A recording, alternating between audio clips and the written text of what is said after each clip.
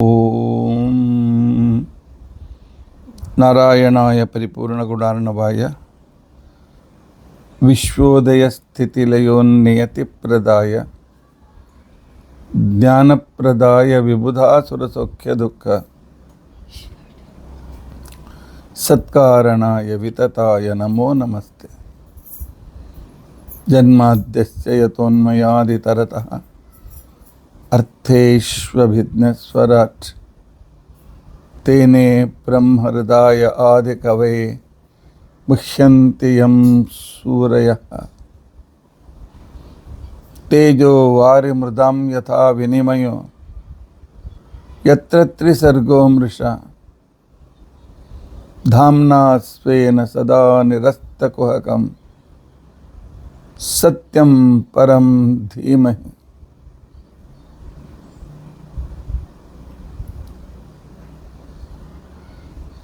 ಅಭ್ರಮಂ ಭಂಗರಹಿತಂ ಅಜಡಂ ವಿಮಲಂ ಸದಾ ಆನಂದತೀರ್ಥಮತುಲಂ ಭಜೆ ತಾಪತ್ರಯಾಪಃ. ಭವತೀಯದನುಭಾವಾದೇಡಮೋ ಕೋಪಿ ವಾಗ್ಮಿ ಜಡಮತಿರಪಿ ಜಂತುರ್ಜಾಯತೆ ಪ್ರಾಜ್ಞಮೌಲಿಃ. ಸಕಲವಚನಚೇತೋ ದೇವತಾ ಭಾರತೀ ಸಾ ಮಮ ವಚಸೆ ನಿಧತ್ತಾಂ ಸನ್ನಿಧಿಂ ಮಾನಸೇ ಚ. ಅಸ್ಮದ್ಗುರು ಸಮಾರಂಭಾಂ ಟೀಕಾಕೃತ್ಪಾದಮಧ್ಯಗಾಂ ಶ್ರೀಮದಾಚಾರ್ಯ ಪರ್ಯಂತಾಂ ವಂದೇ ಗುರು ಪರಂಪರಾಂ. ವಿದ್ಯಾಯಾಂ ವಿಬುಧಾಚಾರ್ಯಂ ವೇದಜ್ಞಾನಾಬ್ಧಿಚಂದಿರಂ ದುರ್ಮತಧ್ವಾಂತಮಾರ್ತಾಂಡಂ ಸತ್ಯಧ್ಯಾನಮುನಿಂ ಭಜೆ. ಪಂಚಾಶದ್ವರ್ಷಪರ್ಯಂತಂ ಸತತಂ ರಾಮಪೂಜಕ ಶ್ರೀ ಸತ್ಯಪ್ರಮೋದ ಗುರುರಾಟ್ ಭಾಸತಾಂ ನೋ ಹೃದಂಬರೆ. ಬಂಧುಸ್ತ್ವಂ ಗುರುರಿಷ್ಟದೈವತಮಿತಿ ತ್ವತ್ಪಾದ ಪಂಕೇರೋಹಂ ಪ್ರಾಪ್ತಂ ಮಾಂ ಪರಿಪಾಲಯೇತಿ ಸತತಂ ಯಾಚೇ ನಿಬದ್ಧಾಂಜಲಿ. ಚಿತ್ತಂ ಮದ್ಗುಣದೋಷ ಚಿಂತನವಿಧೌ ನೂನಂ ಮನಂ ಮಾ ಕೃತಾಃ. ಶ್ರೀ ಸತ್ಯಾತ್ಮಗುರು ತ್ವದಂಘ್ರಿಯುಗಲಂ ಹಿತ್ವಾ ನಮೇ ಸದ್ಗತಿ. ಯೈರಹಂ ಶುಕವತ್ ಸಮ್ಯಕ್ ಶಿಕ್ಷಿತೋಸ್ಮಿ ಕೃಪಾಲುಭಿಃ ತಾನ್ ವಂದೇ ಧನುಪಾಚಾರ್ಯಾನ್. ತತ್ವಜ್ಞಾನಾರ್ಥಸಿದ್ಧಯೇ. ಶ್ರೀ ಗುರುಭ್ಯೋ ನಮಃ.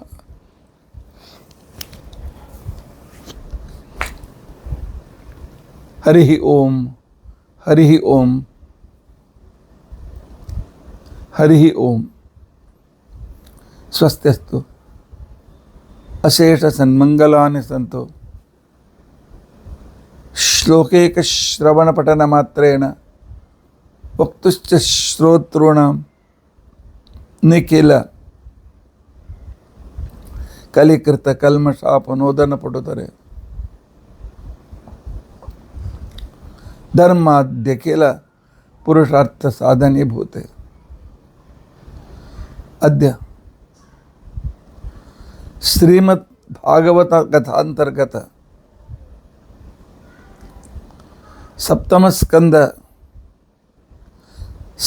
ಸಪ್ತಮಸ್ಕಂದಸ್ಥ ಪ್ರಹ್ಲಾದಕೃತ ನರಸಿಂಹಸ್ತುತಿ ವಿವರಣಾರಂಭೆ ಸತಿ ಕಿಂಚಿತ್ ಪೂರ್ವಕಥಾನುವಾದಃ. ಹರಿ ಓಂ ಹರಿ ಓಂ ಹರಿ ಓಂ.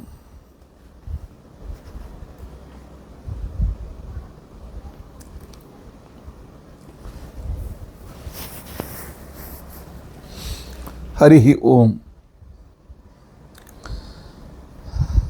ಹರೇ ರಾಮ ರಾಮ ರಾಮ ಹರೇ ಹರೇ, ಹರೇ ಕೃಷ್ಣ ಕೃಷ್ಣ ಕೃಷ್ಣ ಹರೇ ಹರೇ, ಹರೇ ರಾಮ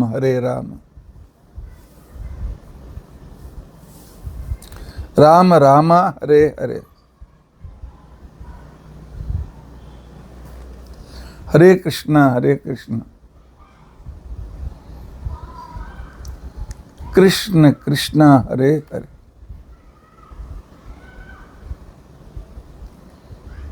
ಹರೇ ರಾಮ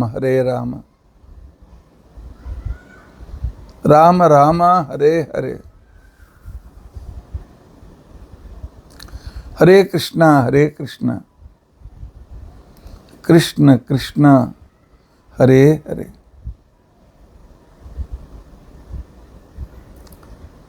ಶ್ರೀ ಗುರುಭ್ಯೋ ನಮಃ. ಹರಿ ಓಂ ಹರಿ ಓಂ ಹರಿ ಓಂ.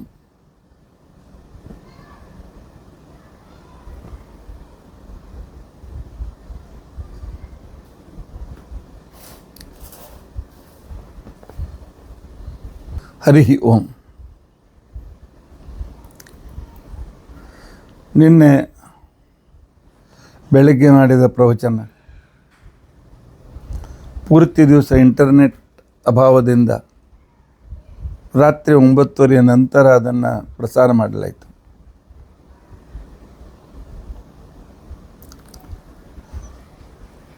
ಅಷ್ಟರಲ್ಲೇ ರಾತ್ರಿ 10:30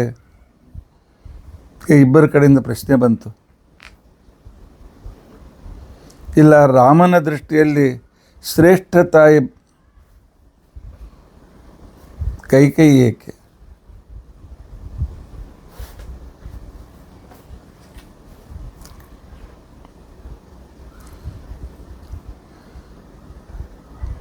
ಭಗವಂತನ ದೃಷ್ಟಿಯಲ್ಲಿ ಎಲ್ಲ ತಾಯಂದಿರಿಗೂ ಬಹಳ ಮಹತ್ವ ಇದೆ.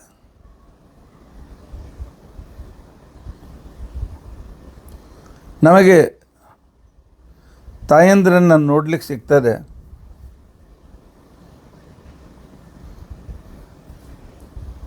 ವಾಮನಾವತಾರ, ಅದಿತಿ ದೇವಿ, ಪರಶುರಾಮ ಅವತಾರ ರೇಣುಕಾದೇವಿ, ರಾಮಾವತಾರ ಕೌಸಲ್ಯ, ಕೃಷ್ಣಾವತಾರ ಕೈಕೇಯಿ,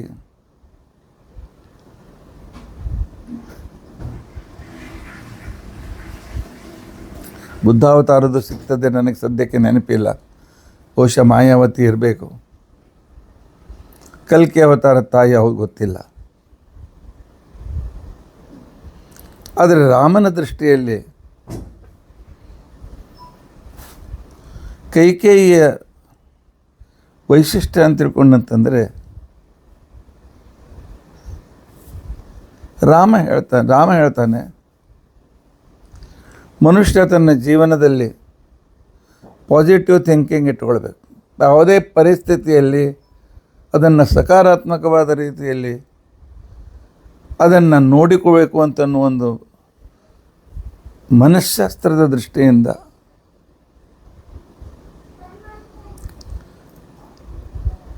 ರಾಮನನ್ನು ವನವಾಸಕ್ಕೆ ಕಳಿಸಿ ತನ್ನ ಗಂಡ ತನಗೆ ಕೊಟ್ಟ 2 ವರಗಳನ್ನು ಎಷ್ಟೋ ಸಾವಿರ ವರ್ಷ ಹಿಂದೆ ಕೊಟ್ಟದ್ದು. ಯಾಕೆ ಅವರು ತ್ರೇತಾಯುಗದರು 1,00,000 ವರ್ಷ ಜೀವಿತ ಇರ್ಬೋದಾಗಿತ್ತು.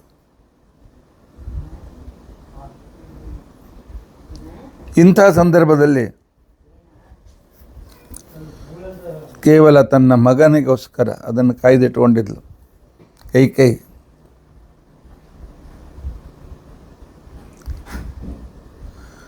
ಉಳಿದ ಯಾವುದನ್ನು ನೋಡಲಿಲ್ಲ, ಕೇವಲ ಮಗ. ಅಲ್ಲಿ ಮೋಹನೂ ಇರಬಹುದು ಅಥವಾ ರಾಮನ ಮೇಲಿನ ಅತಿ ಪ್ರೀತಿ ಇರಬಹುದು. ಇದು ರಾಮನ ಅಭಿಪ್ರಾಯ. ಸಂದರ್ಭ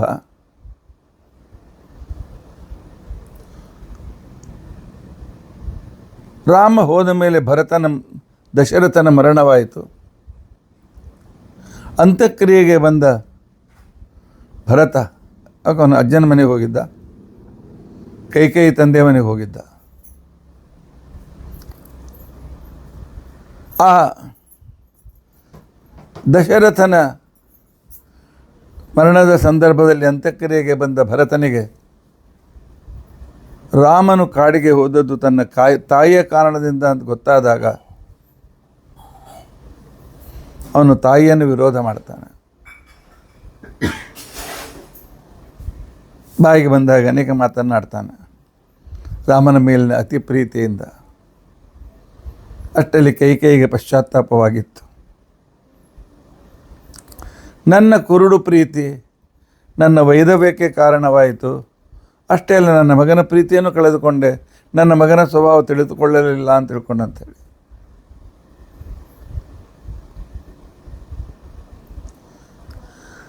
ರಾಮನನ್ನು ವಾಪಸ್ ಕರೆದುಕೊಂಡು ಬರೋದಕ್ಕೋಸ್ಕರ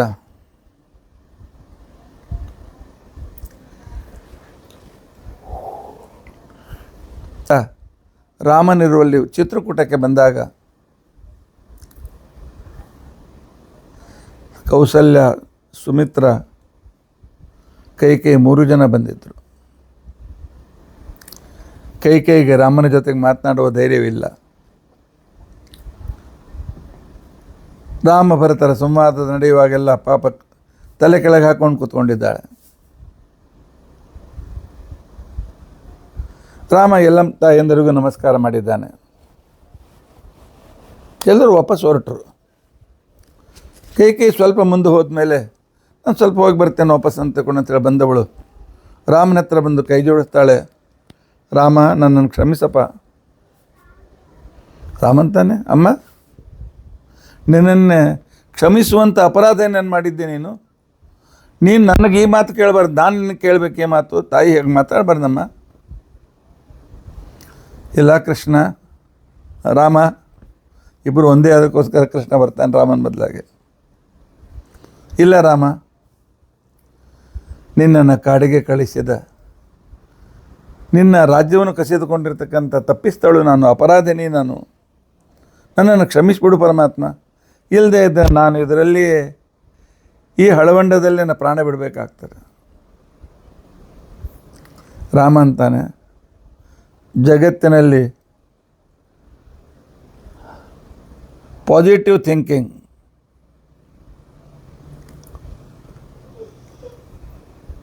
ಇದನ್ನು ಅನ್ಯೋಕ್ತಿ ಅಥವಾ ಬೇರೆ ರೀತಿಯಿಂದ ಅಲಂಕಾರದಲ್ಲಿ ಕರೀತಾರೆ. ಈ ಶ್ಲೋಕವನ್ನು ಕಾವ್ಯಾಲಂಕಾರ ಅಂತನೋ ಗ್ರಂಥದಲ್ಲಿ ಅದನ್ನು ಸ್ವೀಕಾರ ಮಾಡಿದ್ದಾರೆ. ಅಲ್ಲಿ ರಾಮಚಂದ್ರ ಹೇಳ್ತಾನೆ, ನನಗೆ ಪೂರ್ತಿ ಶ್ಲೋಕ ನೆನಪಿಲ್ಲ. ಅಮ್ಮ, ನನ್ನ ಮೇಲೆ ನಿನಗೆ ಭರತನಿಗಿಂತಲೂ ಹೆಚ್ಚು ಪ್ರೀತಿ ಇದೆ. ಕೈಕೇಯಿ ಅಂತಾಳೆ, ಹೇಗೆ ಹೇಗೆ ಅಮ್ಮ, ನನ್ನನ್ನು ಕಾಡಿಗೆ ಕಳಿಸಿದೆ. ಯಾಕೆ ಹೋಗ್ಬಾರಪ್ಪ, 14 ವರ್ಷ ನೀವನ್ನು ಮಾಡ್ಕೊಂಡು ಬಾ ಅಂತ ತಿಳ್ಕೊಂಡಂತ. ಇಲ್ಲಿ ಎಷ್ಟು ಸುಖದಿಂದ ಇದ್ದೇನೆ ನಾನು. ಪ್ರಜೆಗಳ ಚಿಂತೆ ಇಲ್ಲ, ಯುದ್ಧದ ಚಿಂತೆ ಇಲ್ಲ, ಮತ್ತಿನ್ನು ಬೇರೆ ಯಾವುದೇ ರೀತಿಯಾಗಿರ್ತಕ್ಕಂಥ ಚಿಂತೆ ನನ್ನ ಕಾಡಿಸ್ತಾ ಇಲ್ಲ. ನದಿಯಲ್ಲಿ ಸ್ನಾನ ಮಾಡ್ತೇವೆ ಗಂಡ ಹೆಂಡತಿ. ಲಕ್ಷ್ಮಣ ಒಳ್ಳೆ ಪರ್ಣಶಾಲೆ ಕಟ್ಟಿಕೊಟ್ಟಿರ್ತಾನೆ. ಗಿಡದ ನೆರಳಿನಲ್ಲಿ ಮಾತನಾಡ್ತಾ ಕೂತ್ಕೊಳ್ತೇವೆ. ಲಕ್ಷ್ಮಣನು ಅದರಲ್ಲಿ ಸೇರಿಕೊಳ್ತಾನೆ. ಮಧ್ಯಾಹ್ನ ಕಾಲದಲ್ಲಿ ಒಳ್ಳೆ ತಾಜಾ ಹಣ್ಣು ಹಂಪಲುಗಳನ್ನು ತಂದುಕೊಡ್ತಾನೆ, ತಿಂತೇವೆ. ಋಷಿಮುನಿಗಳ ಸಂಪರ್ಕದಲ್ಲಿದ್ದೇವೆ, ಅವರ ಉಪದೇಶ ಕೇಳ್ತೇವೆ.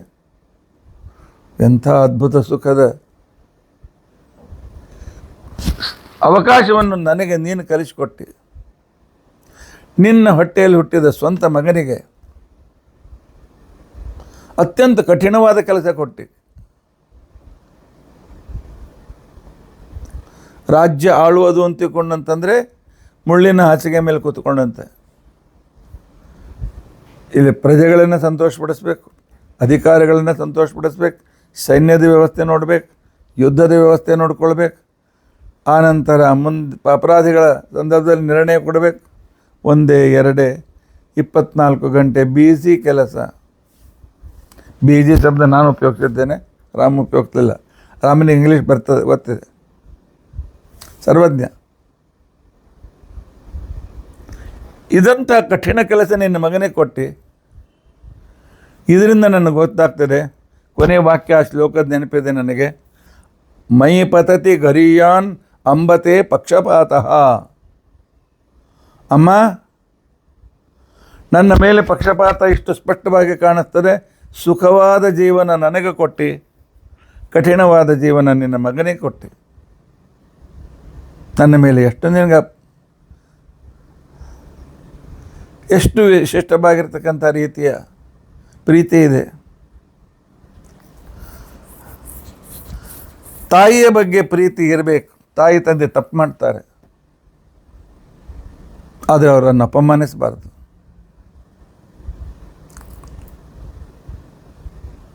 ಅವರಿಗೆ ತಿಳಿ ಹೇಳಬೇಕು ಒಳ್ಳೆ ಮಾತಿನಿಂದ. ಇಲ್ಲ ದೊಡ್ಡವರು ಅವ್ರ ಪಾಟಿಗೆ ಅವ್ರನ್ನ ಬಿಟ್ಬಿಡ್ಬೇಕು. ಆದರೆ ಅವರನ್ನು ತಿರಸ್ಕಾರ ಮಾಡೋದಾಗಲಿ, ಬಾಯಿಗೆ ಬಂದಾಗ ಬೈಯೋದಾಗಲಿ. ನಮ್ಮಲ್ಲಿ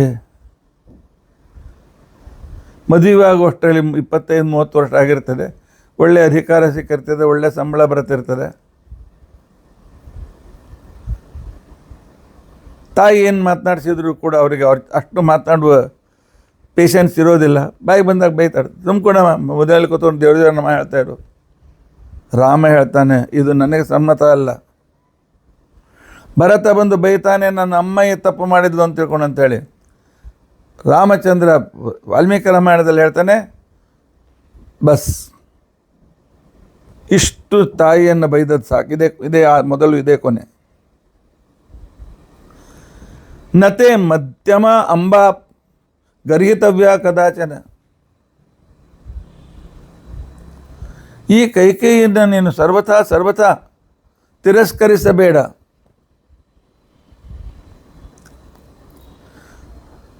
ಪಾಯಸ ಕೊಟ್ಟ ಕ್ರಮದಲ್ಲಿ ಸುಮಿತ್ರ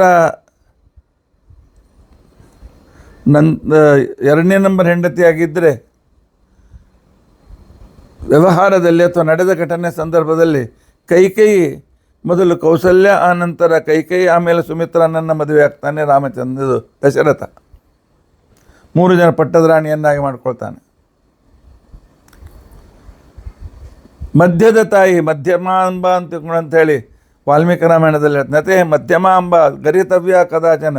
ನನಗೆ ಮಾತು ಕೊಡು, ನಿನ್ನ ತಾಯಿಗೆ ನೀನು ಬೈಯೋದಿಲ್ಲ ಅಂತ ತಿಳ್ಕೊಂಡು ಅಂತೇಳಿ.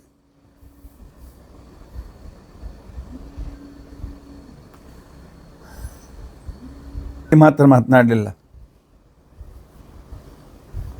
ಪರಮಾತ್ಮ ತಾನು ಪರಂಧಾಮಕ್ಕೆ ಹೋಗುವಾಗ ಎಲ್ಲ ಕಡೆಯಲ್ಲೂ ಕೂಡ ಡಗ್ಗುರ ಸಾರಿದ. ಯಾರ್ಯಾರಿಗೆ ಮೋಕ್ಷ ಬೇಕಾಗಿದೆ ನನ್ನ ಜೊತೆಗೆ ಬನ್ನಿ ಅಂತ ತಿಳ್ಕೊಂಡು ಅಂತೇಳಿ.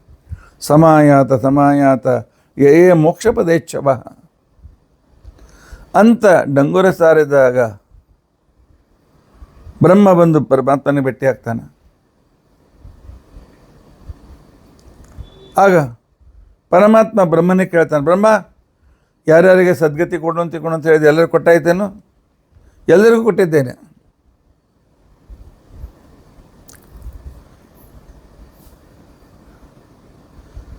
ಹಾಗಾದರೆ ಕೈಕೇಯಿ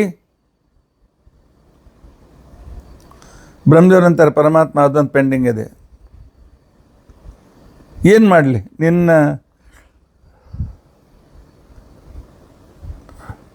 ನಿನ್ನ ಪಟ್ಟಾಭಿಷೇಕದ ಸಂದರ್ಭ ಕೇಳಿ ಮೊದಲು ಬಂದು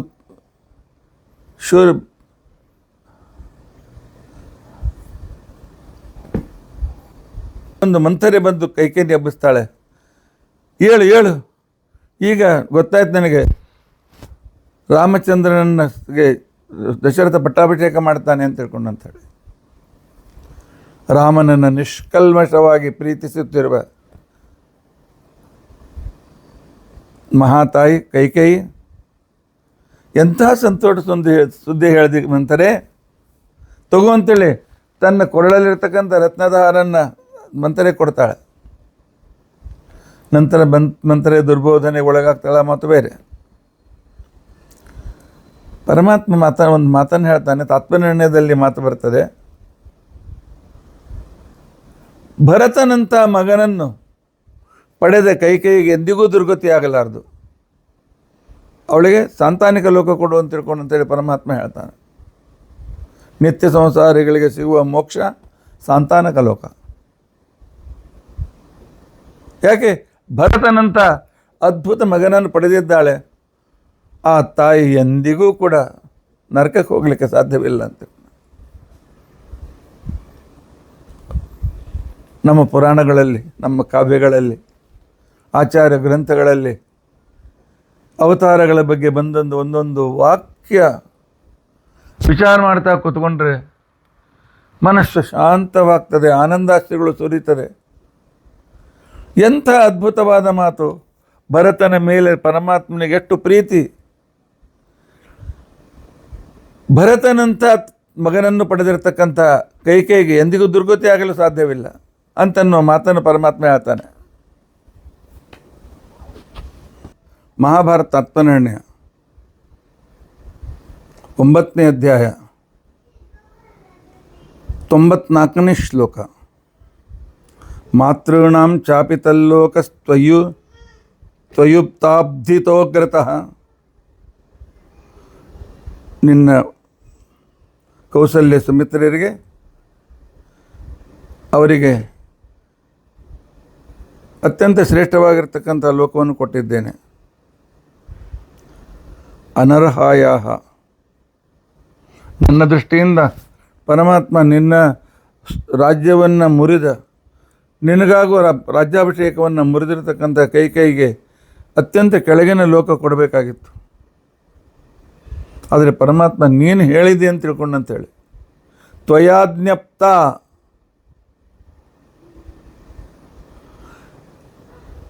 ಕೈಕೇಯಿಯಾಪಿ ಸದ್ಗತಿ, ಕೈಕೇಯಿಗೂ ಕೂಡ ನನ್ನ ಉತ್ತಮವಾದ ಗತಿಯನ್ನು ಕೊಟ್ಟಿದ್ದೇನೆ. ಯಾಕೆ? ಸೂತ್ವಾತು ಭರತಂ ನೈಷ ಗಚ್ಚೇತ ನರಿಯಾನಿತಿ. ಭರತನಂಥ ಅದ್ಭುತ ಮಗನನ್ನು ಪಡೆದಿರ್ತಕ್ಕಂತಹ ಕೈಕೇಯಿ ಎಂದಿಗೂ ನರಕಕ್ಕೆ ಹೋಗಲಿಕ್ಕೆ ಸಾಧ್ಯವಿಲ್ಲ ಅಂತ ನೀನು ಹೇಳಿದೆ ಅಂತ ತಿಳ್ಕೊಂಡಂತೇಳಿ ಪರಮಾತ್ಮ ನಾನು ಅವಳಿಗೆ ಉತ್ತಮವಾದ ಗತಿಯನ್ನು ಕೊಟ್ಟಿದ್ದೇನೆ. ಜಗತ್ತಿನಲ್ಲಿ ಎಂಥ ಸಂದರ್ಭದಲ್ಲಿಯೂ ಕೂಡ ಆ ಬಂದ ಘಟನೆಗಳನ್ನು, ತನ್ನ ಜೀವನದಲ್ಲಿ ಬಂದಿರತಕ್ಕಂಥ ಘಟನೆಗಳನ್ನು ಪಾಸಿಟಿವ್ ಆಗಿ ತೆಗೆದುಕೊಂಡು ಸುಖವಾಗಿ ಇರ್ತಕ್ಕಂಥ ಸಂದರ್ಭ ಅಂತ ತಿಳ್ಕೊಂಡಂತೇನಿದೆ, ಆ ಸಂದರ್ಭವನ್ನು ರಾಮನಿಂದ ಕಲಿಬೇಕು, ಶ್ರೀರಾಮನಿಂದ ಕಲಿಯಬೇಕು. ರಾಮಾವತಾರ ಎಲ್ಲರನ್ನೂ ಪ್ರೀತಿಸಿದ ಅವತಾರ. ರಾಮಾವತಾರ ಎಲ್ಲರಿಗೂ ಉತ್ತಮವಾದ ಗತಿಯನ್ನು ಕೊಟ್ಟ ಅವತಾರ. ಆದ್ದರಿಂದಾಗಿ ರಾಮಾವತಾರದ ಚಿಂತನೆಯನ್ನು ಈ ಕ್ರಮದಲ್ಲಿ ಮಾಡಬೇಕು.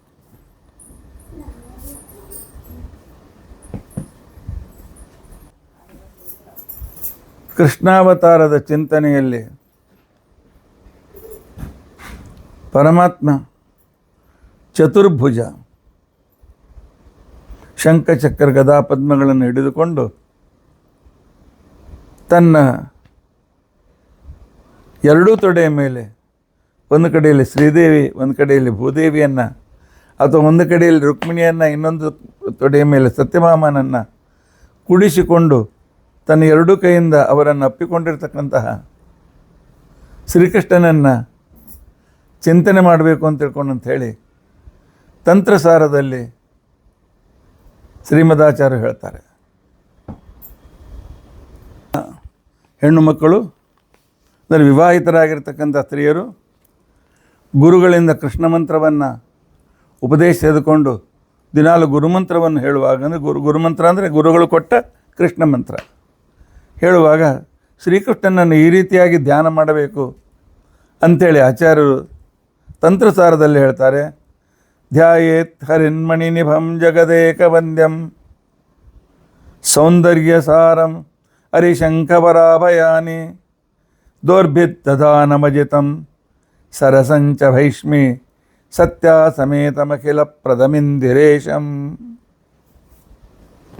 ಕೃಷ್ಣನನ್ನು ಈ ರೀತಿಯಾಗಿ ಧ್ಯಾನ ಮಾಡಿ ಅಂತ ತಿಳ್ಕೊಂಡು ಅಂತ ಹೇಳ್ತಾ ಇದ್ದಾರೆ. ಧ್ಯಾಯೇತ್ ಹರಿನ್ಮಣಿ ನಿಭಂ.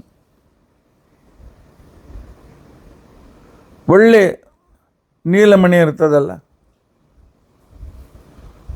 ಅದರಂತೆ ಆ ನೀಲಮಣಿಯಂತೆ ಥಳ ಥಳ ಹೊಳೆಯುತ್ತಿರುವ ಜಗತ್ತಿನಲ್ಲಿ ಅತ್ಯಂತ ಶ್ರೇಷ್ಠ ಸರ್ವೋತ್ತಮ ಅಂತ ತಿಳ್ಕೊಂಡು ಅಂತೇಳಿ ಯಾರಿಗೆ ನಮಸ್ಕಾರ ಮಾಡಬೇಕು ಅಂಥ ಸರ್ವೋತ್ತಮ ಎಂಬ ನಮಸ್ಕಾರಕ್ಕೆ ಯೋಗ್ಯ ನಮಸ್ಕಾರ ಎಲ್ಲರಿಂದ ಮಾಡಿಸಿಕೊಂಡ ಸೌಂದರ್ಯ ಸಾರಂ.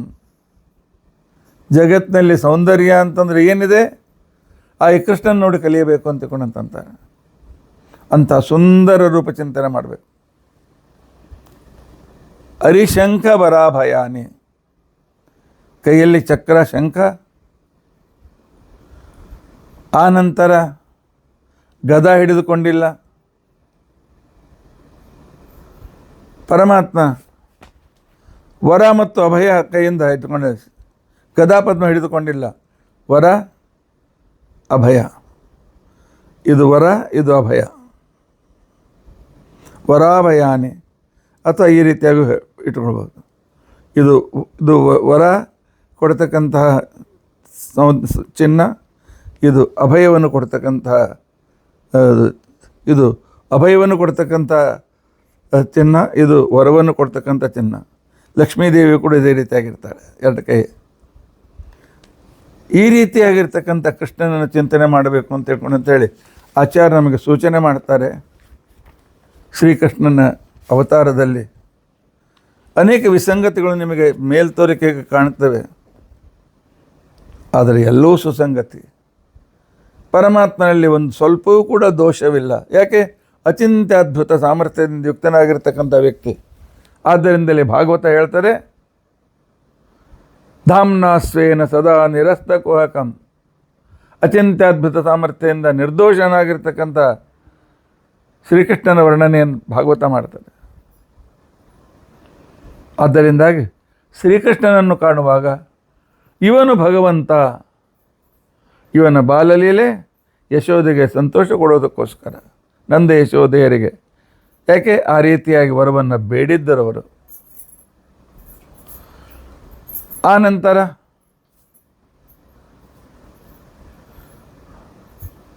ಪರಮಾತ್ಮ ಗೋಪಿಕಾಸ್ತ್ರೀಯರ ಜೊತೆಗಿದ್ದದ್ದು, ಪರಮಾತ್ಮನ ಅಂಗಸಂಗ ಬೇಕು ಅಂತ ಬೇಡಿ ಅವತಾರ ತೆಗೆದುಕೊಂಡವರು ಅವರು. ಹೀಗೆ ಶ್ರೀಕೃಷ್ಣನ ಜೀವನದಲ್ಲಿ ನಡೀತಕ್ಕಂಥ ಪ್ರತಿಯೊಂದು ಘಟನೆ ಹಿಂದೆ ಇವನು ಭಗವಂತ,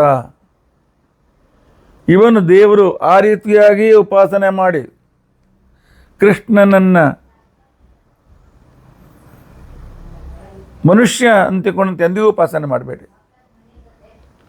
ಶ್ರೀ ರಾಮಚಂದ್ರನನ್ನು ಉಪಾಸನೆ ಮಾಡುವಾಗ ಆದರ್ಶ ಮಾನವ ಅಂತಿಕೊಂಡಂತೇಳಿ ನೀವು ಚಿಂತನೆ ಮಾಡಿ ಪರವಾಗಿಲ್ಲ.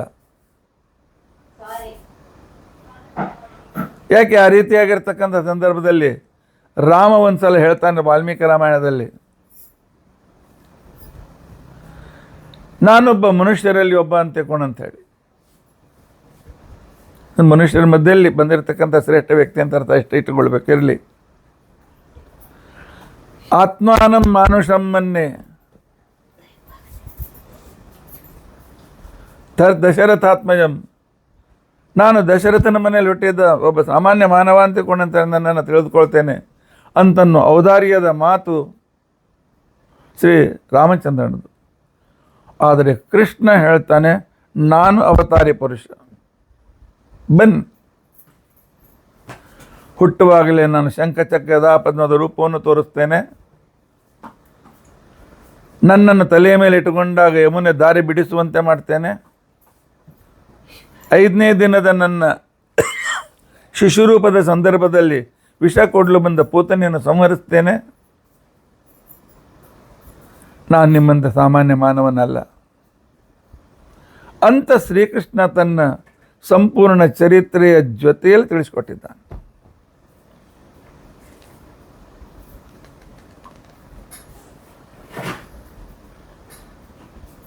ಶ್ರೀಕೃಷ್ಣನನ್ನು ದೇವನಂತ ತಿಳಿಯದೇ ಇದ್ದರೆ ಅವನ ಚಿತ್ರಣ ಅಂತ ತಿಳ್ಕೊಂಡಂತೇನಿದೆ ಎಲ್ಲರೂ ತಪ್ಪು ಮಾಡ್ತಾರೆ. ಈ ಮಾತನ್ನು ನಾನು ಎಲ್ಲ ಲೇಖಕರ ಒಂದು ಸಭೆ ನಡೆದಿತ್ತು. ಅಲ್ಲಿ ನಮ್ಮ ಗುರುಗಳ ಹೇಳಿದರು ಅಂತಕೊಂಡು ನನಗೂ ಸಮಯ ಕೊಟ್ಟಿದ್ದರು. ನಾನು ಒಂದೇ ಮಾತು ಹೇಳಿದೆ. ಅವತ್ತಿನ ಸಭೆಯಲ್ಲಿ ಎಸ್.ಎಲ್. ಭೈರಪ್ಪ ಇದ್ದರು ಕನ್ನಡದಿಂದ. ಆನಂತರ ದುರ್ಗಾ ಭಾಗವತ್ ಮಹಾರಾಷ್ಟ್ರದಿಂದ ಇದ್ಲು. ಹರಿಯೌದ್ ಜಯಸಿಂಹ ಹರಿಯೌದ್ ಅಂತೇಳಿ ಕೃಷ್ಣನ ಮೇಲೆ ಕಾವ್ಯ ಬರೆದ ಹಿಂದಿ ಕವಿಗಳಿದ್ದರು. ಸ್ವತಃ ಕೃಷ್ಣಾವತಾರ ಅಂತನೋ ಅನೇಕ ಭಾಗದಲ್ಲಿ ಕೃಷ್ಣನ ಬಗ್ಗೆ ಬರೆದ ಕೆ.ಎಂ. ಮುನ್ಷಿ ಇದ್ದರು. ಆನಂತರ ಬಂಗಾಲ್, ಒರಿಸ್ಸಾ ಎಲ್ಲ ಭಾಷೆಯಲ್ಲಿ ಬಂದಿರತಕ್ಕ ಒಬ್ಬರು ಎಲ್ಲ ಕೃಷ್ಣನ ವಿತರಿಂದ ಬಂದಾಗ ನಾನು ಒಂದೇ ಮಾತು ಹೇಳಿದೆ. ನೀವೆಲ್ಲ ಕೃಷ್ಣನನ್ನು ಒಬ್ಬ ಮನುಷ್ಯನ ಚಿತ್ರಣ ಮಾಡಲಿಕ್ಕೆ ಪ್ರಯತ್ನ ಮಾಡಿದ್ದೀರಿ. ಆದರೆ ಮನುಷ್ಯ ಅಂತ ನೀವು ಚಿತ್ರಣ ಮಾಡಿದರೆ ಒಂದು ಪೇಜಿನಷ್ಟು ಕೃಷ್ಣನ ಬಗ್ಗೆ ನಿಮಗೆ ವಿಷಯ ಸಿಕ್ಕೋದಿಲ್ಲ. ಯಾಕೆ? ಅವನ ಪ್ರತಿಯೊಂದು ಕ್ರಿಯೆಯೂ ಕೂಡ ಅಮಾನುಷ ಕ್ರಿಯೆಗಳು. ನಾನು ಭಗವಂತ ಭೂಮಿಗೆ ಬಂದರೂ ಭಗವಂತನಾಗೇ ಇರ್ತೇನೆ ಅಂತನ್ನುವ ತೋರಿಸುವ ಆ ಶ್ರೀಕೃಷ್ಣನ ವೈಶಿಷ್ಟ್ಯ. ಆ ರೀತಿಯಾಗಿ ಉಪಾಸನೆ ಮಾಡಿ. ಇವರೆಲ್ಲ ಬಗ್ಗೆ ಹೇಳ್ತಾ ಕೂತ್ಕೊಂಡ್ರೆ ಈ ಪ್ರಹ್ಲಾದನ ಸ್ತುತಿ ಮುಗಿಯೋದಿಲ್ಲ. ಇದಾದ ನಂತರ ಶ್ರೀಕೃಷ್ಣನ ಉಪಾಸನೆ ದೇವರಂತೆ ಮಾಡಬೇಕೇ ಹೊರತು ಒಬ್ಬ ಮನುಷ್ಯ ನಮ್ಮಲ್ಲಿ ಮಧ್ಯದಲ್ಲಿ ಮನುಷ್ಯನಲ್ಲಿ ಬಂದಿರತಕ್ಕಂಥ ಮಹಾಮಾನವ ಹಾಗೆ ಹೀಗೆ ಆ ಚಿಂತನೆ ಮಾಡಲಿಕ್ಕೆ ಹೋಗಬೇಡಿ. ಆಗ ನಾವು ಕೃಷ್ಣನ ಪಾತ್ರಕ್ಕೆ ಬಹಳ ಅನ್ಯಾಯ ಮಾಡ್ತೇವೆ. ಇನ್ನು ಗೌತಮ ಬುದ್ಧನ ಪಾತ್ರ, ಶಾಸ್ತ್ರದ ಹೆಸರಿನಿಂದ ತಪ್ಪನ್ನು ಹೇಳ್ತಕ್ಕಂಥವರಿಗೆ ಶಾಸ್ತ್ರವೇ ಸುಳ್ಳು ಅಂತ ಹೇಳಿ ಅವರಿಗೆ ದಾರಿ ತಪ್ಪಿಸಿ ಅವರನ್ನು ಒಳ್ಳೆಯ ಸಂಸ್ಕೃತಿಯನ್ನು ಸಂರಕ್ಷಣೆ ಮಾಡೋದಕ್ಕೋಸ್ಕರ ಬಂದಿರತಕ್ಕಂಥ ಅವತಾರ ಬುದ್ಧಾವತಾರ.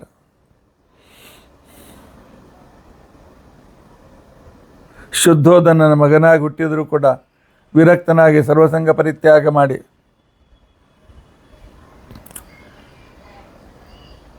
ಕಾಡಿಗೆ ಹೋಗಿ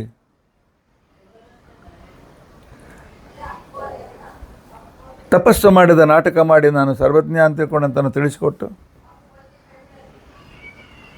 ವೇದದ ಹೆಸರಿನಿಂದ ಅನೇಕ ಹಿಂಸೆಗಳನ್ನು ನಡೆಸ್ತಕ್ಕಂಥ ವ್ಯಕ್ತಿಗಳನ್ನು ಸರಿಯಾಗಿ ಅವರಿಗೆ ಮಾರ್ಗದರ್ಶನ ಮಾಡೋದಕ್ಕೋಸ್ಕರ ವೇದ ಅಪ್ರಮಾಣಂ ಅಂತ ತಿಳ್ಕೊಂಡಂತೇಳಿ ಜ್ಞಾನಿಗಳಿಗೆ ವೇದ ಪರಮಾತ್ಮ ವಿಷಯದಲ್ಲಿ ಪರಮ ಪ್ರಮಾಣ ಅಂತೇಳಿ, ಜಗತ್ತಿನ ದೃಷ್ಟಿಯಲ್ಲಿ ವೇದ ಪ್ರಮಾಣ ಅಲ್ಲೆಲ್ಲ ಬಿಟ್ಬಿಡಿ ಅಂತ ತಿಳ್ಕೊಂಡಂತೇಳಿ ಹೀಗೆ ಎರಡು ಅರ್ಥವುಳ್ಳ ಸಂದರ್ಭದಲ್ಲಿ ಭಾಷೆಯಲ್ಲಿ ಜಗತ್ತಿಗೆ ಉಪದೇಶ ಮಾಡಿರ್ತಕ್ಕಂಥ ಮಹಾನುಭಾವ ಗೌತಮ ಬುದ್ಧರು. ಎಲ್ಲ ಸಾಮಾನ್ಯ ಜನರಿಗೆ ಈ ರೀತಿ ಮಾಡಿದರೆ ದೇವತೆಗಳಿಗೋಸ್ಕರ ಪ್ರತ್ಯೇಕವಾಗಿ ಪರಮಾತ್ಮ ಒಂದು ಅದ್ಭುತವಾಗಿರ್ತಕ್ಕಂತಹ ವಿದ್ಯೆಯನ್ನು ಉಪದೇಶ ಮಾಡಿದ್ದ. ಪರಮಾತ್ಮನ ಈ ಸಂದರ್ಭವನ್ನು ನಾವು ತಿಳಿದುಕೊಳ್ಳಬೇಕು. ಇನ್ನು ಕಲ್ಕಿ ಅವತಾರ, ಬೌದ್ಧಾವತಾರದಿಂದ ಕಲಿಯಬೇಕು. ಅಯೋಗ್ಯರಿಗೆ ಶಾಸ್ತ್ರದ ರಹಸ್ಯವನ್ನು ಉಪಯೋಗ ಮಾಡಬೇಡಿ ಅಂತ ಹೇಳ್ಕೊಂಡಂತೇಳಿ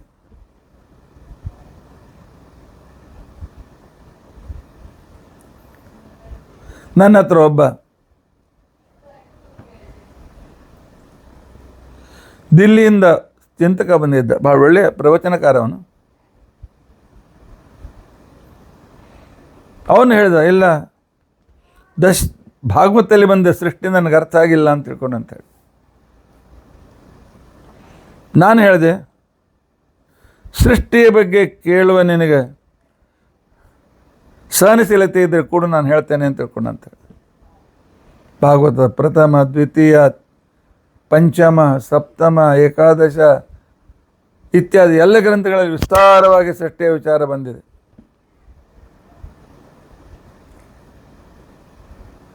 ಅವನಿಗೆ ನಾ ದ್ವಿತೀಯ ಸ್ಕಂದದ ಸೃಷ್ಟಿಯನ್ನೇ ಹೇಳಲಿಕ್ಕೆ ಪ್ರಾರಂಭ ಮಾಡಿದರೆ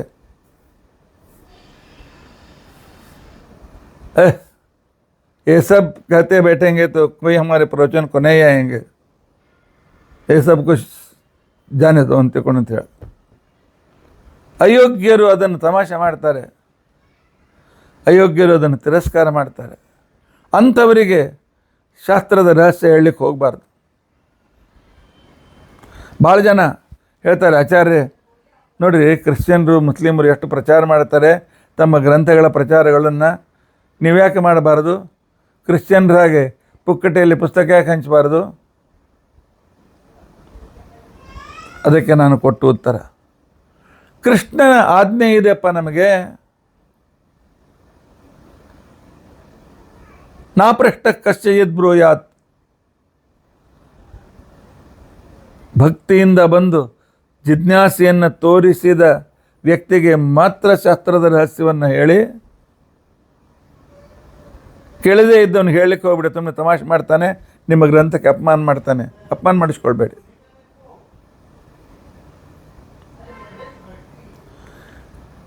ಕೃಷ್ಣ ಹೇಳ್ತಾನೆ, ಈ ಭಗವದ್ಗೀತೆಯನ್ನು ನಾಸ್ತಿಕನಿಗೆ, ಅಸೂಯೆ ಮೊದಲಾದ ದೋಷಗಳಿಂದ ಯುಕ್ತನಾಗಿರತಕ್ಕಂಥವನಿಗೆ, ದುಷ್ಟನಿಗೆ ಇದಾದ ಭಗವದ್ಗೀತೆ ಉಪದೇಶ ಮಾಡಬೇಡಿ ಅಂತ ಹೇಳಿದೆ. ಅಯೋಗ್ಯರ ಕೈಯಲ್ಲಿ ಮಾಣಿಕ್ಯ, ಮಂಗನ ಕೈಯಲ್ಲಿ ಮಾಣಿಕ್ಯ ಕೊಟ್ಟರೆ ಏನಾಗ್ತದೆ? ಇದನ್ನು ತೋರಿ ಕೊಟ್ಟ ವ್ಯಕ್ತಿ ಬುದ್ಧ.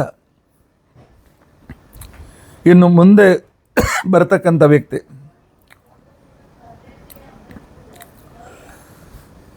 ಉತ್ತರ ಪ್ರದೇಶದಲ್ಲಿ ಸಂಬಲ್ಪುರ ಅಂತಿಕೊಂಡಂತಿದೆ. ಯಾವುದನ್ನು ಪೂರ್ತಿ ಮುಸ್ಲಿಂಮಯವನ್ನಾಗಿ ಮಾಡಿರ್ತಕ್ಕಂಥ ಸಮಾಜವಾದಿಗಳಿಂದ ಆ ಸಂಬಲ್ ನಗರವನ್ನು ಮುಕ್ತ ಮಾಡಿ, ಮುಸಲ್ಮಾನರ ಕೈಯಿಂದ ಮುಕ್ತ ಮಾಡಿ, ಇಲ್ಲಿ ಕಲ್ಕಿ ಅವತಾರ ಮಾಡ್ತಾನೆ ಅಂತ ತಿಳ್ಕೊಂಡಂತೇಳಿ ಕಲ್ಕಿಯ ಮಹಾ ದೊಡ್ಡ ಮಂದಿರಕ್ಕೆ ಶಿಲಾನ್ಯಾಸ ಮೋದಿಯವರು ಮಾಡಿರ್ತಕ್ಕಂಥದ್ದನ್ನು ನಾವು ಕೇಳ್ತೇವೆ.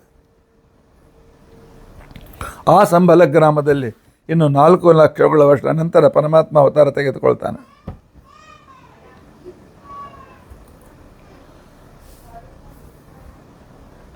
ವಿಷ್ಣು ಯಶಸ್ ಅಂತಕ್ಕಂಥ ಅಪ್ಪನ ಹೆಸರು ಮೊದಲೇ ಕೊಟ್ಬಿಟ್ಟಿದ್ದಾರೆ. ಮುಂದೆ 4 ಲಕ್ಷ ಇನ್ನೂ 4,50,000 ಚಿಲ್ಲರೆ ವರ್ಷ ಆಗಲಿಕ್ಕಿದೆ ಇನ್ನು ಕಲಿಯುಗ. ಆ ಸಂದರ್ಭದಲ್ಲಿ ಅವತಾರ ತೆಗೆದುಕೊಳ್ತಕ್ಕಂಥ ಕಲ್ಕಿಯ ಬಗ್ಗೆ ಹೇಳಿದ್ದಾರೆ. ಕಲ್ಕಿ ಹೇಳ್ತಾನೆ, ಕುದುರೆ ಮೇಲೆ ಕೂತ್ಕೊಳ್ಳಿ ಯಾವಾಗಲೂ, ಅಥವಾ ನೀವೇ ಕುದುರೆಯಾಗಿ. ಹೌದು, ಕುದುರೆಯಾಗಿ ಅಂದರೆ ಏನರ್ಥ? ಅಲರ್ಟಾಗಿ, ಜಾಗೃತರಾಗಿ, ಉತ್ತಿಷ್ಠತ ಜಾಗೃತ, ಏಳಿ, ಎಚ್ಚರಗೊಳ್ಳಿ, ನೀವು ಯಾರು ಅಂತ ತಿಳಿದುಕೊಳ್ಳಿ, ನಿಮ್ಮ ಮನುಷ್ಯತ್ವವನ್ನು ಅರ್ಥ ಮಾಡಿಕೊಳ್ಳಿ, ನಿಮ್ಮ ಸಾಧನೆಯ ಬಗ್ಗೆ ಏನು ನಾನು ಸಾಧನೆ ಮಾಡಬೇಕು ಅಂತ ನಾವು ತಿಳಿದುಕೊಳ್ಳಿ, ಗೋ ಹೆಡ್ ಅನ್ನೋದಕ್ಕೋಸ್ಕರ ಕಲ್ಕಿ ಅವತಾರ. ದುಷ್ಟರ ಕುಸಂಗರ ದೃಷ್ಟಿಯಿಂದ ಸಂಪೂರ್ಣ ಧರ್ಮದ ವಿನಾಶವಾಗುವ ಸಂದರ್ಭ ಬಂದಾಗ ಬಂದು ಪುನಃ ಧರ್ಮ ಸ್ಥಾಪನೆ ಮಾಡ್ತಕ್ಕಂಥ ವ್ಯಕ್ತಿ ಕಲ್ಕಿ. ಕುದುರೆ ನಿಂತು ನಿದ್ದೆ ಮಾಡ್ತದೆ, ಕೊಡೋದಿಲ್ಲ. ಯಾವಾಗ ಕುದುರೆ ಕೂತ್ಕೊಳ್ತದೆ ತಿಳಿದುಕೊಳ್ಳಿ, ಆಯಿತು, ಸಾಮಾನ್ಯ ಉಳಿದ ಪ್ರಾಣಿಗಳಂತೆ ಸಾಮಾನ್ಯ ಕುದುರೆ ಆಯಿತು. ಉತ್ತಮ ಜಾತಿಯ ಕುದುರೆಗಳು, ರೇಸ್ ಕುದುರೆಗಳು, ಯಾವುದಕ್ಕೆ ಬೆಲೆ 1 ಕೋಟಿ 2 ಕೋಟಿ ರೂಪಾಯಿ ಇರ್ತದೆ. ಅಂತಹ ಕುದುರೆಗಳು ನಿಂತುಕೊಂಡು ನಿದ್ದೆ ಮಾಡ್ತೇವೆ ಹೊರತು ಕೊಡೋದಿಲ್ಲ. ಆಗಾಗ ಸ್ವಲ್ಪ ಅತಿ ಶ್ರಮದಾಗ ನಿದ್ದೆ ಮಾಡ್ತವೆ. ಕುದುರೆಗೆ ಇಲ್ಲಿ ನೊಣ ಕೂತ್ಕೊಂಡ್ರೆ ಅದು ಬಾಲದಿಂದ ಜಾಡಿಸ್ಕೊಳ್ಳಿಕ್ಕೆ ಆಗೋದಿಲ್ಲ, ಅದರ ಬಾಲ ಸ್ವಲ್ಪ ಸಣ್ಣದು. ಹಿಂಬದಿಯಲ್ಲಿ ಸ್ವಲ್ಪ ಈಗ ಚಾಮರ ಇದ್ದಾಗ ಇರ್ತದೆ. ಈಗೆಲ್ಲ ಹೇಳ್ತಾರೆ ಪೋನಿಟೇಲ್.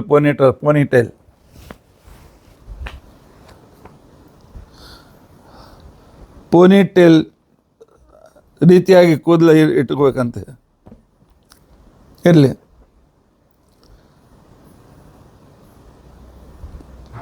ಹಾಗಾದ್ರೆ ನೊಣ ಸೊಳ್ಳೆ ಕೂತ್ರೆ ಏನು ಮಾಡ್ತದೆ? ಅಲ್ಲಿ ಚರ್ಮವನ್ನು ಅಲುಗಾಡಿಸ್ತದೆ. ನಿಮಗೆಲ್ಲಾದರೂ ಕುದುರೆ ಕಂಡ್ರಿ ಭಾಳ ಅಪರೂಪ. ಕುದುರೆ ಕಂಡ್ರೆ ಹೋಗಿ ಅದರ ಮೈ ಮೇಲೆ ಹೇಗೆ ಕೈ ಇಡ್ರಿ, ನಿಮ್ಮ ಚರ್ಮ ಅಲುಗಾಡ್ತದೆ. ಗಡಗಲ ಹೀಗೆ ಚರ್ಮ ಅಲುಗಾಡ್ತದೆ, ನಿಮ್ಮ ಬೆರಳು ತೆಗೆಯುವಂತೆ ಮಾಡ್ತದೆ. ಅದರ ಒಂದೊಂದು ರೋಮಗಳಲ್ಲಿಯೂ ಕೂಡ ಉತ್ಸಾಹ ಇದೆ. ಪ್ರತಿ ರೋಮದಲ್ಲಿಯೂ ಕೂಡ ಒಂದು ಜೀವಂತಿಕೆ ಇದೆ. ಪ್ರತಿ ರೋಮದಲ್ಲಿಯೂ ಕೂಡ ಎಚ್ಚರಿಕೆ ಇದೆ. Be alert. ಮನುಷ್ಯ ಜೀವನದಲ್ಲಿ ಎಚ್ಚರದಿಂದ ಇರಬೇಕು. ದಾರಿ ತಪ್ಪಬಾರದು, ತಪ್ಪು ದಾರಿಗೆ ಹೋಗಬಾರ್ದು. ಆಕರ್ಷಣೆಗಳು ಬಹಳ ನಮ್ಮನ್ನು ಎಳೆದುಕೊಂಡು ಹೋಗ್ತಾರೆ. ಪತನದ ದಾರಿಗೆ ನಾವು ಹೋಗ್ತಕ್ಕಿರುತ್ತ ಅನೇಕ ಆಕರ್ಷಣೆ ನಮ್ಮ ಜೀವನದಲ್ಲಿ ಬರ್ತದೆ. ಆ ಪತನದ ದಾರಿಯಿಂದ ನಾವು ಉದ್ಧತರಾಗಬೇಕು. ಅದಕ್ಕೋಸ್ಕರ ಕಲ್ಕಿಯನ್ನು ನೆನೆಸ್ಕೊಳ್ಬೇಕು. ಇಷ್ಟೆಲ್ಲ ವಿಚಾರಗಳನ್ನು ಪ್ರಹ್ಲಾದರಾಜ್ ಹೇಳ್ತಾರೆ 31ನೇ ಶ್ಲೋಕದಲ್ಲಿ. ಇತ್ತಂ ನೃತಿರ್ಯಗೃಷಿದೇವ ಝಷಾವತಾರೈ ಲೋಕಾನ್ ವಿಭಾವಯಸಿ ಹಂಸಿ ಜಗತ್ ಪ್ರತೀಪಾನ್. ಈ ರೀತಿಯಾಗಿ ಪಶುಗಳ ರೂಪದಲ್ಲಿ ಮತ್ಸ್ಯ ಕೂರ್ಮ, ವರಾಹ ರೂಪದಲ್ಲಿ ಮೃಗ ಮತ್ತು ಮನುಷ್ಯನ ನರಹರಿ, ನರಸಿಂಹ ರೂಪದಲ್ಲಿ, ಪರಶುರಾಮಾದಿ ರೂಪದಲ್ಲಿ ಅವತಾರವನ್ನು ತೆಗೆದುಕೊಂಡು ಲೋಕಾನ್ ವಿಭಾವಯಸಿ, ಲೋಕವನ್ನು ಸಂರಕ್ಷಣೆ ಮಾಡ್ತೀವಿ ಪರಮಾತ್ಮ. ವಿಭಾವಯಸಿ, ವಿಭಾವಯಸಿ, ವೈಭವಯುಕ್ತವನ್ನಾಗಿ ಮಾಡ್ತೀವಿ. ಜಗತ್ತಿನ ಭಗವದ್ಭಕ್ತರು ಅತ್ಯಂತ ವೈಭವದಿಂದ ಕೂಡುವಂತೆ ಮಾಡ್ತೀವಿ. ಅಂತ ಸಜ್ಜನ ಸಂರಕ್ಷಣೆ ಮಾಡ್ತೀವಿ ಪರಮಾತ್ಮ ನೀನು. ಹಂಸಿ ಜಗತ್ ಪ್ರತೀಪಾನ್. ಯಾರು ಜಗತ್ತಿಗೆ ವಿರೋಧಿಗಳಾಗಿದ್ದಾರೆ, ಮಾನವ ಜಾತಿಯ ವಿರೋಧಿಗಳಾಗಿದ್ದಾರೆ, ಯಾರು ಹಿಂಸೆಯಿಂದಲೇ ನಾವು ರಾಜ್ಯವನ್ನು ಆಳಬೇಕು ಅಂತ ಹೇಳಿ ತಿಳಿದುಕೊಂಡು ಬಂಗಾಲದ ಚೀಫ್ ಮಿನಿಸ್ಟರ್ ಅಂತ ಇದ್ದಾರೆ, ಅಂಥವರನ್ನು ಪರಮಾತ್ಮ ನೀನು ಕೊಂದಾಕ್ಬಿಡ್ತೀವಿ. ಯಾವ ವಿಚಾರವನ್ನು ಮಾಡೋದಿಲ್ಲ. ಧರ್ಮಂ ಮಹಾಪುರುಷಪಾಸಿ ಯುಗ ಅನುವೃತ್ತಂ. ಪರಮಾತ್ಮ ಆಯಾ ಯುಗಕ್ಕೆ ಬೇಕಾದ ರೀತಿಯಲ್ಲಿ ಧರ್ಮವನ್ನು ನೀನು ಪಾಸಿ ಯುಗಾನುವೃತ್ತಂ ಧರ್ಮಂ. ಆ ಧರ್ಮದ ಸಂರಕ್ಷಣೆ ಮಾಡ್ತೀವಿ. ಧರ್ಮ ಸಂರಕ್ಷಣಾರ್ಥಾಯ ಅನ್ನುವ ಮಾತನ್ನು ಪ್ರಹ್ಲಾದರಾಜರು ಇಲ್ಲಿ ಹೇಳ್ತಾ ಇದ್ದಾರೆ. ಛನ್ನಃ ಖಲು ಯದಭವಸ್ತ್ರಿಯೋಗೋ ತತತ್ವಂ. ಅಷ್ಟೇ ಅಲ್ಲ, ಕಲಿಯುಗದಲ್ಲಿ ನೀನು ಅವತರಿಸುವುದಿಲ್ಲ. ಯಾಕೆ? ಕಲಿಯುಗದಲ್ಲಿ ಅವತರಿಸುವ ಕಾರಣವಿಲ್ಲ. ಪರಮಾತ್ಮ ಕೊಟ್ಬಿಟ್ಟಿದ್ದಾನೆ, ಇಷ್ಟು ಮಾಡಿ ಮೋಕ್ಷ ಪಡಿತೀರಿ ಅಂತ ತಿಳ್ಕೊಂಡಂತೇಳಿ. ಋಷಿ ದೇವ ಜಶಾವತಾರೈ ಲೋಕಾನ್ ವಿಭಾವಯಸಿ ಹಂಸಿ ಜಗತ್ ಪ್ರತೀಪಾನ್. ಧರ್ಮಂ ಮಹಾಪುರುಷಪಾಸಿ ಯುಗಾನುವೃತ್ತಂ ಛನ್ನಃ ಖಲು ಯದಭವಸ್ತ್ರಿಯೋಗೋ ತತತ್ವಂ. ಆದ್ದರಿಂದ ನಿನಗೆ ತ್ರಿಯುಗ ಹೂತಿ ಅಂತ ತಿಳ್ಕೊಂಡಂತೆ ನಿನಗೆ ಹೆಸರು ಪರಮಾತ್ಮ. ಎಂಥ ಅದ್ಭುತವಾದಂಥ ಅಭಿಪ್ರಾಯದ ಶ್ಲೋಕಗಳಿವೆ. ಪರಮಾತ್ಮ ಇಷ್ಟೆಲ್ಲ ನಿನ್ನ ಮಹಿಮೆ ಇದೆ. ಆದರೆ ಪರಮಾತ್ಮ ಒಂದು ಅನ್ಯಾಯ ಮಾಡಿದ್ದೀನಿ, ಭಾಳ ದೊಡ್ಡ ಅನ್ಯಾಯ ಮಾಡಿದ್ದೆ. ದೇವರು ಅನ್ಯಾಯ ಮಾಡ್ತಾನೇನು? ನ್ಯಾಯ ಅಂದರೆ ಯುಕ್ತಿ, ಅನ್ಯಾಯ ಅಂತ ತಿಳ್ಕೊಂಡಂತಂದರೆ ಯುಕ್ತಿಗೆ ಬಗ್ಗೆ ಅನಾಸ್ಥೆ ಇರತಕ್ಕಂಥ ಒಂದು ಮನಸ್ಸನ್ನು ಏನು ಕೊಟ್ಟಿದೆಯಲ್ಲ, ನಮ್ಮ ಪರೀಕ್ಷೆಗೆ ಕೊಟ್ಟಿದ್ದೆ. ಈ ಮನಸ್ಸು ಇಷ್ಟು ಚಂಚಲ ಅಂತ ತಿಳ್ಕೊಂಡಂತಂದರೆ ಬಹಳ ಚಂಚಲ, ಅತಿ ಚಂಚಲ.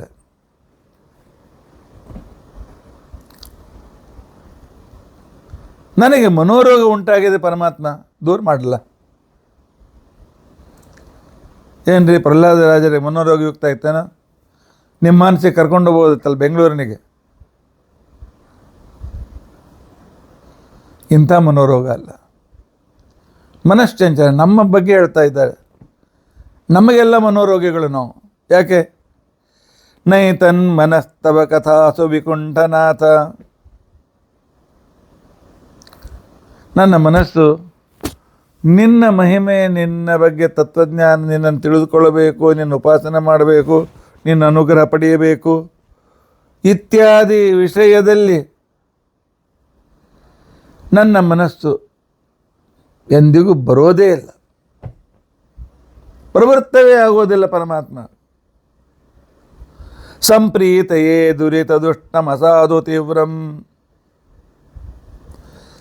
ಅಷ್ಟೇ ಅಲ್ಲ, ಸವ ಕಥಾಸು ನ ಸಂಪ್ರೀತಯೇ. ಪ್ರವಚನ ನಡೀತಾ ಇದ್ರೆ ಪ್ರವಚನ ಯಾರು ಕೇಳ್ತಾರ್ರಿ? ಅದರ ಬದಲಾಗಿ ನಾವೊಂದು ಮ್ಯಾಚ್ ನೋಡ್ತೀವಿ ರೀ. ಪ್ರವಚನ ಕೇಳೋ ಬದಲಾಗಿ ನಾವು ಯಾವುದಾದ್ರೂ ಒಂದು ಭೂತದ ಕಥೆ ನೋಡ್ತೀವಿ.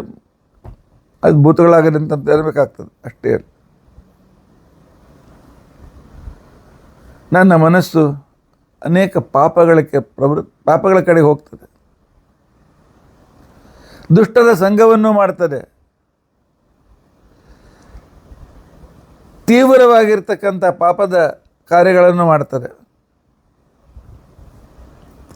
ಕಾಮಾತುರಂ, ವಿಕೃತ ಬಯಕೆಗಳನ್ನು ಮಾಡ್ತದೆ. ಹರ್ಷ ಶೋಕ ಭಯೇಷಣಾರ್ಥಂ, ಸುಖದ ಪ್ರಾಪ್ತಿಯಾದಾಗ ಕಿಂಚಿತ್ ಸಂತೋಷವೂ ಆಗ್ತದೆ. ಉಳಿದ ವೇಳೆಯಲ್ಲಿ ಬರೀ ಅತೃಪ್ತಿ ಅತೃಪ್ತಿ ಅತೃಪ್ತಿ. ನನಗೆ ಅದು ಸಿಕ್ಕಿಲ್ಲ, ಇದು ಸಿಕ್ಕಿಲ್ಲ, ಇದು ಸಿಕ್ಕಿಲ್ಲ, ಇದು ಸಿಕ್ಕಿಲ್ಲ. ಏನಾದರೂ ತೃಪ್ತಿ ಇರೋದಿಲ್ಲ. ಇಂಥ ಜನರು ಕೆಲವರು ಇರ್ತಾರೆ. ಆದ್ದರಿಂದಾಗಿ ಇಂಥ ತಪ್ಪು ದಾರಿಯಲ್ಲಿರ್ತಕ್ಕಂಥ ನಾನು ತಸ್ಮಿನ್ ಕಥಂ ತವ ಗತಿಂ ವಿಮೃಶಾಮಿ ದೀನಃ. ಇಂಥ ಚಂಚಲವಾದ ಮನಸ್ಸಿನಿಂದ ಯುಕ್ತನಾಗಿ ನಾನು ತವ ಗತಿಂ ದೀನಃ ಕಥಂ ವಿಮೃಶಾಮಿ,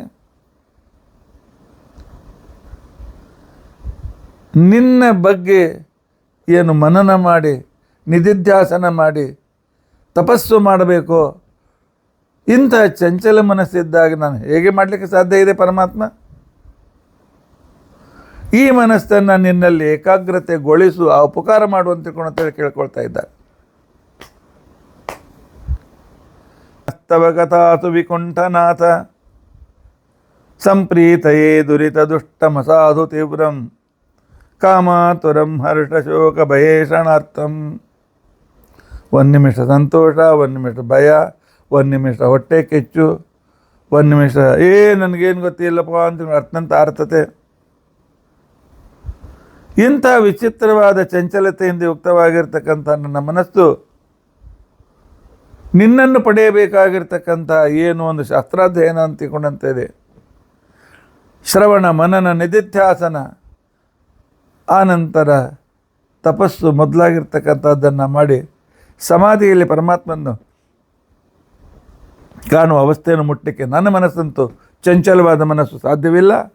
ಪರಮಾತ್ಮ ಹೇಳು, ನನ್ನನ್ನು ನಾನು ಆತ್ಮೋದ್ಧಾರ ಹೇಗೆ ಮಾಡಿಕೊಳ್ಳಬೇಕು ನನಗೆ ಉಪಾಯ ಹೇಳು ಅಂತ ಕೇಳ್ಕೊಳ್ತಾ ಇದ್ದಾರೆ. ಶಾಸ್ತ್ರ ಹೇಳ್ತದೆ, ಮನ ಏವ ಮನುಷ್ಯಾಣಂ ಕಾರಣಂ ಬಂಧ ಮೋಕ್ಷಯೋ. ಮನಸ್ಸು ನಮ್ಮನ್ನು ಅಂಧಂತ ಮನಸ್ಸಿಗೂ ತಳ್ಳಬಹುದು, ಮನಸ್ಸು ನಮ್ಮನ್ನು ಮೋಕ್ಷಕ್ಕೂ ಕರೆದುಕೊಂಡು ಹೋಗ್ಬೋದು, ಮನಸ್ಸು ನಮ್ಮನ್ನು ಉತ್ತಮವಾದ ಆನಂದದ ಸ್ಥಿತಿಯನ್ನು ಕರೆದುಕೊಂಡು ಹೋಗ್ಬೋದು.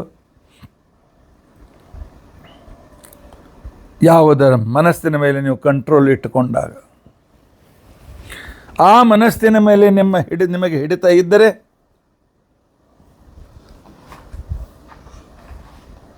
ಆಗ ಮಾತ್ರ ಶಾಸ್ತ್ರವನ್ನು ಓದಲಿಕ್ಕಾಗ್ತದೆ, ಪರಮಾತ್ಮನ ಮಹಿಮೆಗಳ ಶ್ರವಣ ಮಾಡಲಿಕ್ಕಾಗ್ತದೆ, ಪರಮಾತ್ಮನ ಬಗ್ಗೆ ಮನನ ಮಾಡಲಿಕ್ಕಾಗ್ತದೆ. ಬೇರೆ ದಾರಿ ಇಲ್ಲ. ನೈತನ್ ಮನಸ್ತವ ಕಥಾಸು ವಿಕುಂಠನಾಥ ಸಂಪ್ರೀತಯೇ ದುರಿತ ದುಷ್ಟಮಸಾಧು ತೀವ್ರಂ ಕಾಮಾತುರಂ ಹರ್ಷ ಭಯ ಶೋಕ ಭಯೇಷಣಾರ್ಥಂ ತಸ್ಮಿನ್ ಕಥಂ ತವ ಗತಿಂ ವಿಮೃಶಾಮಿ ದೀನಃ. ಆತುರತೆಯಿಂದ ಪ್ರಹ್ಲಾದರಾಜ ಪ್ರಶ್ನೆ ಮಾಡ್ತಾ ಇದ್ದಾರೆ. ಪ್ರಹ್ಲಾದ, ನಿನ್ನ ಚಂಚಲತೆ ಹೇಗಿದೆಯಪ್ಪ? ನಿನ್ನ ಚಂಚಲತೆಯ ಬಗ್ಗೆ ಸ್ವಲ್ಪ ವರ್ಣನೆ ಮಾಡಪ್ಪ ಅಂತ ನರಸಿಂಹದೇವರು ಹೇಳಿದ್ದಾರೆ ಅಂತ ಹೇಳಿ ಪ್ರಹ್ಲಾದ ಹೇಳ್ತಾನೆ, ಜಿಹ್ವೈಕತೋಚ್ಯತ ವಿಕರ್ಷತಿ ಮಾ ವಿತೃಪ್ತ. ನನ್ನ ನಾಲಿಗೆ ಎಂದೂ ತೃಪ್ತ ಆಗಲಿಲ್ಲ. ಒಳ್ಳೆ ನೈವೇದ್ಯ ಮಾಡಿ ಇರ್ತಕ್ಕಂಥ ಪ್ರತಿಯೊಂದು ತುತ್ತಿಗೆ ಒಂದು ಸಣ್ಣ ದಳ ತುಳಸಿಯನ್ನು ಹಾಕ್ಕೊಂಡು ಭಕ್ಷಣೆ ಮಾಡ್ತಕ್ಕಂಥ ಒಂದು ವೃತ್ತಿ, 10 ತುಳಸಿ ದಳ ಊಟದ ಕಾಲದಲ್ಲಿ ನಮ್ಮ ಹೊಟ್ಟೆಯಲ್ಲಿ ಹೋಗಬೇಕು ಅಂತ ಹೇಳಿದ್ದಾರೆ.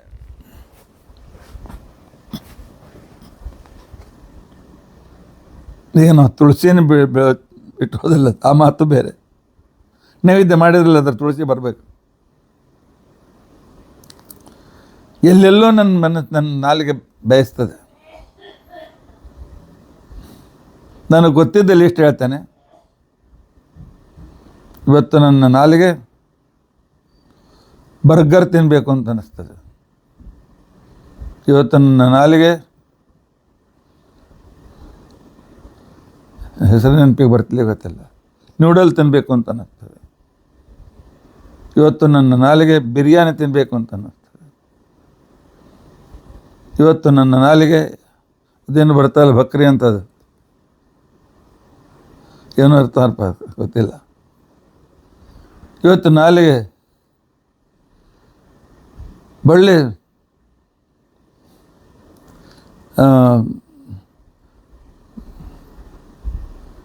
ಈರುಳ್ಳಿ ಹಾಕಿರ್ತಕ್ಕಂಥ ಭಜಿ ತಿನ್ನಬೇಕು ಅಂತ ಅನ್ನಿಸ್ತದೆ. ಇವತ್ತು ನನ್ನ ನಾಲಿಗೆ ಮತ್ತೊಂದೇನೋ ಬಯಸ್ತದೆ.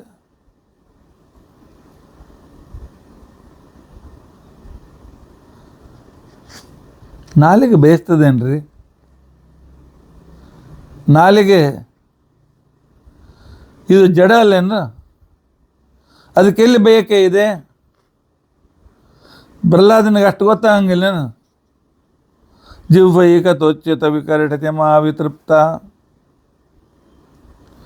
ನನ್ನ ನಾಲಿಗೆ ಯಾವಾಗಲೂ ಅತೃಪ್ತ.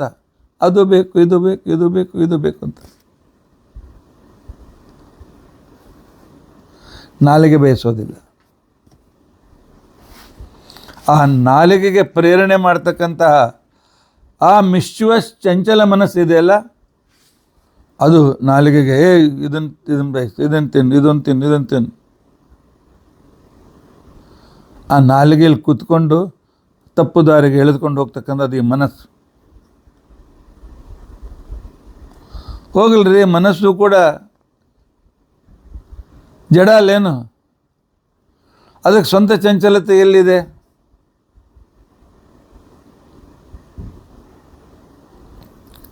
ಅಂತ ತಿಳ್ಕೊಂಡಂತ ಕೇಳಿದ್ರೆ ಇಲ್ಲ. ನಮ್ಮ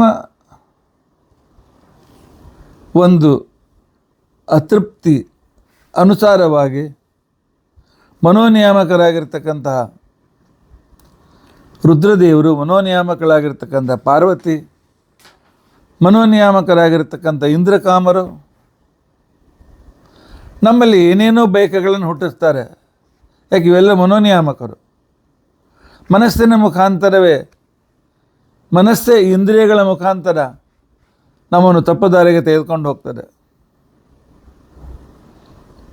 ಆದ್ದರಿಂದಾಗಿ ಇಂದ್ರಿಯಗಳು ಬಯಸುತ್ತೇವೆ ಅಂದರೆ ಇಂದ್ರಿಯಾಭಿಮಾನ ದೇವತೆಗಳು ನಮಗೆ ಆ ರೀತಿ ಪ್ರೇರಣೆ ಮಾಡ್ತಾರೆ ಅಂತ ಅರ್ಥ. ಶಿಷ್ಣೋನ್ಯತಸ್ತ್ವಗುದರಂ ಶ್ರವಣಂ ಕುತಶ್ಚಿತ. ನನ್ನ ಶರೀರ ಯಾವಾಗಲೂ ಭೋಗ ಮಾಡಬೇಕು, ನನ್ನ ವಿರುದ್ಧ ಲಿಂಗದ ವ್ಯಕ್ತಿಗಳ ಜೊತೆಯಲ್ಲಿ ನಾನು ಹಾಗಿರ್ಬೇಕು, ಹಾದು ಕಬಡಬೇಕು, ಕೀಸು ಕಬಡಬೇಕು, ಆಗಬೇಕು, ಹೀಗಬೇಕು, ಏನೇನೋ ಕಲ್ಪನೆ ಮಾಡ್ಕೊಳ್ತಾ ಇರ್ತೇವೆ. ಅದಕ್ಕೋಸ್ಕರ ಸಿನಿಮಾ ನಟರನ್ನು ನೋಡ್ತಾ ಕೂತ್ಕೊಂಡಿರ್ತೇವೆ.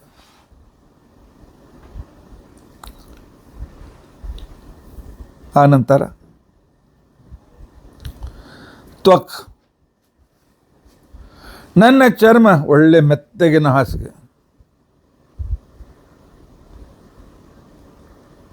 ಒಳ್ಳೆ ಎಷ್ಟು 5-6 ಲೇಯರ್ ಮೆತ್ತಗಾಗಿರ್ತಕ್ಕಂಥ ಹಾಸಿಗೆ. ಈಗೆಲ್ಲ ಶ್ರೇಷ್ಠ ಹಾಸಿಗೆಗಳು ಸೇರಿಸಿ ದೊಡ್ಡ ದೊಡ್ಡ ಗಾದಿಗಳು ಬರ್ತವೆ. ಇಂಥ ಗಾದಿಗಳನ್ನು ಬಯಸ್ತದೆ. ಇಲ್ಲ, ನಾನು ಇಂಥವ್ರನ್ನ ಅಪ್ಕೊಳ್ಬೇಕು, ಅಂಥವ್ರನ್ನ ಅಪ್ಕೊಳ್ಬೇಕು ಅಂತ ಅನ್ನಿಸ್ತದೆ. ಉದರಂ, ಹೊಟ್ಟೆ, ಹಸಿವೆ ಹಸಿವೆ ಹಸಿವೆ ಹಸಿವೆ ಹಸಿವೆ, ತೃಪ್ತಿ ಆಗೋದಿಲ್ಲ. ಆ ರೀತಿಯಾಗಿರ್ತಕ್ಕಂಥ ರೀತಿಯಲ್ಲಿ ವ್ಯವಹಾರ ಮಾಡ್ತದೆ. ಪರಮಾತ್ಮ ಈ ಇಂದ್ರಿಯಗಳನ್ನು ತೃಪ್ತಿಪಡಿಸಲು ಹೊರಟ ವ್ಯಕ್ತಿ ಶ್ರವಣಂ. ನೀನು ಶ್ರವಣ ಯಾವಾಗ ಮಾಡಲಿಕ್ಕಾಗ್ತದೆ?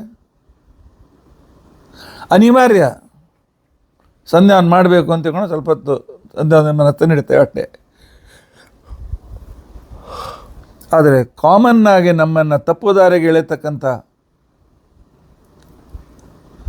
ನನ್ನ ಕಿವಿ, ಹೊಟ್ಟೆ, ನನ್ನ ಚರ್ಮ ಇತ್ಯಾದಿಗಳು ತಪ್ಪು ದಾರಿಗೆ ಹೋಗದಂತೆ ಮಾಡು ಪರಮಾತ್ಮ.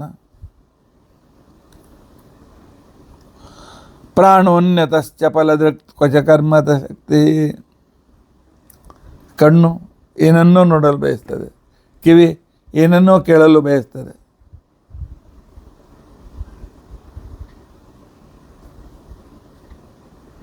ಉನ್ಯತಶ್ಚ ಫಲದೃಕ್.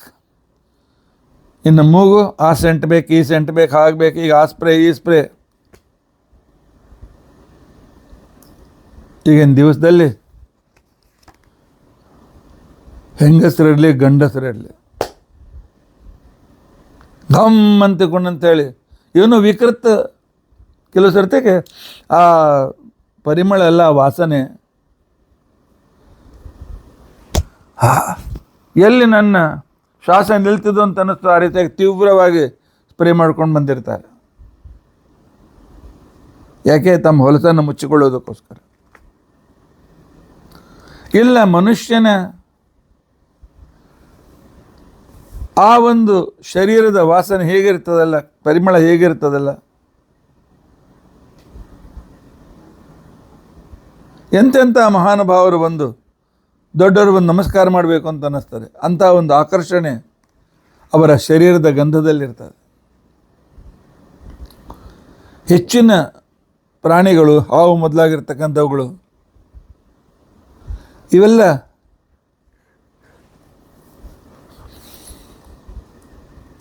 ಆ ಒಂದು ಪರಿಮಳದ ಮೇಲಿಂದಲೇ ಮೂಸಿ ನೋಡಿ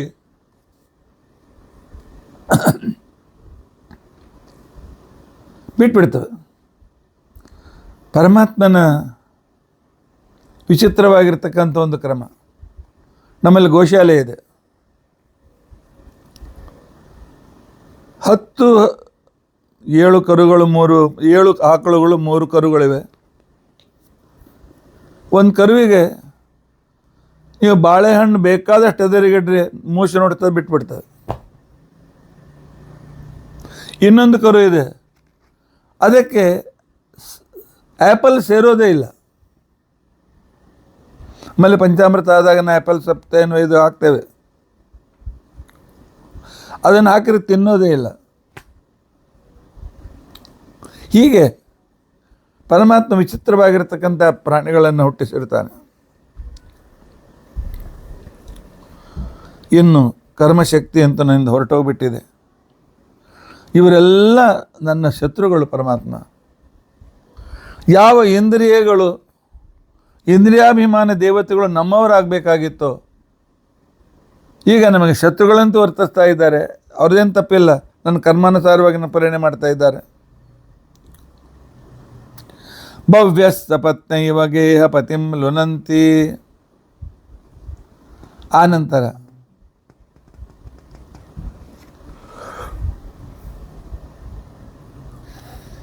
ತಪ್ಪುದಾರಿಗೆ ಒಯ್ಯತಕ್ಕಂಥ ಈ ಬಯಕೆಗಳು, ಇಚ್ಛೆಗಳು, ಇಂದ್ರಿಯ ಅಭಿಲಾಷೆಗಳು ಇತ್ಯಾದಿಗಳು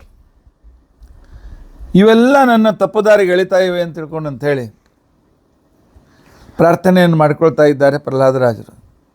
ಇದರಿಂದಲೇ ಪ್ರೇರಿತರಾಗಿ ಭದ್ರಾ ಶ್ರೀಪಾದಂಗಳವರು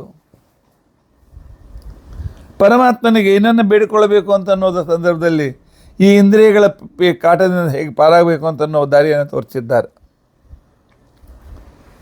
ಅದನ್ನು ನಾಳಿನ ದಿವಸ ನಾವು ತಿಳಿದುಕೊಳ್ಳಿಕ್ಕೆ ಪ್ರಯತ್ನಿಸೋಣ. ಇತಿ ಅಧ್ಯಕತಾ ಪ್ರಸಕ್ತಿ. ಹರೇ ರಾಮ ರಾಮ ರಾಮ ಹರೇ ಹರೇ, ಹರೇ ಕೃಷ್ಣ ಕೃಷ್ಣ ಕೃಷ್ಣ ಹರೇ ಹರೇ. ಉಗ್ರಂ ವೀರಂ ಮಹಾವಿಷ್ಣುಂ ಜ್ವಲಂತಂ ಸರ್ವತೋಮುಖಂ ನೃಸಿಂಹಂ ಭೀಷಣಂ ಭದ್ರಂ ಮೃತ್ಯುಂ ನಮಾಮ್ಯಹಂ. ಅಕ್ಷಯಂ ಕರ್ಮಯಸ್ಮಿನ್ ಪರೇ ಸ್ವರ್ಪಿತಂ ಪ್ರಕ್ಷಯಂ ಯಾಂತಿ ದುಃಖಾನಿ ಅನ್ನಾಮತಃ. ಅಕ್ಷರೋ ಯೋಜನ ಸರ್ವದೈವಾಮೃತ ಕುಕ್ಷಿಗಂ ಯಸ್ಯ ವಿಶ್ವಂ ಸದಾ ಜಾತಿಕಂ. ಪ್ರೀಣಯಾಮೋ ವಾಸುದೇವಂ ದೇವತಾ ಮಂಡಲ ಅಖಂಡ ಮಂಡಲಂ. ಶ್ರೀಕೃಷ್ಣಾರ್ಪಣಮಸ್ತು. ಶ್ರೀಕೃಷ್ಣಾರ್ಪಣಂ.